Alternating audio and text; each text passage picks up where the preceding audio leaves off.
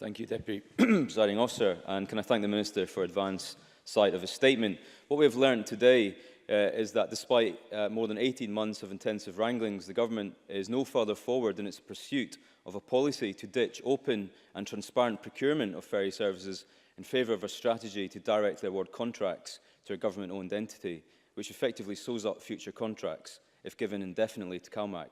Now, clearly, the outmarked criteria and technical exemption hoops that have to be jumped through are onerous and causing the Government unnecessary headache. In his own words today, they are challenging, to say the least. In the context of the following advice from Audit Scotland, which says that Transport Scotland will find it challenging to continue to provide ferry services that meets the needs of users within its allocated budget. All that being said, why is the Minister dogmatically pursuing this ideological decision to avoid future tenders? What are the cost implications to the taxpayer, including the legal costs and government time being spent on engaging with the European Union on its state aid rules? And moreover, given the success of recent tenders, including the Arran service in the Clyde, does he not agree with me that tender process is a vital one, and a vital one to ensure that incumbent operators are both kept on their toes, but also that it offers the Government the opportunity to choose the best operator from a variety of bids which meet the needs of users, but also provides value for money to the taxpayer? Hamza Yousaf.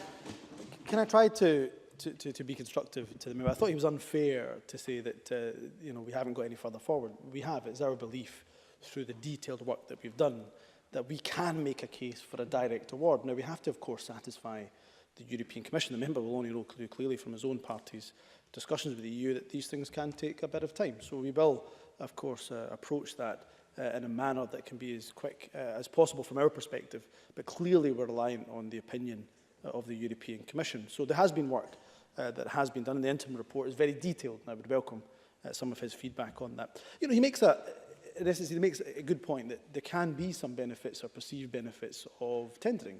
That competition helps those who are bidding to sharpen their pencils to make sure they put in the most efficient bid. Competition can help to drive efficiency. I think that's an argument that he and some of his colleagues have made to me before, and it's not one that I dismiss. What I would say, on the other hand, is that I believe it is possible to drive those similar efficiencies even with a direct award through KPIs.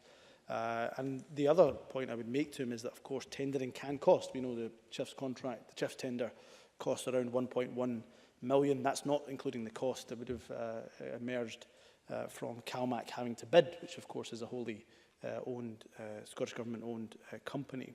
In terms of, you mentioned Arran, I think he would do well to speak to the community on Arran, to take their views on whether they would prefer CalMac to have this contract directly awarded, or whether they would like competitive tender in the future. But our ferry services are run well, and on the final point that he made in relation to the Audit Scotland report, in fact, the Audit Scotland report itself, its opening line, of course, was that the ferry services in Scotland are run well.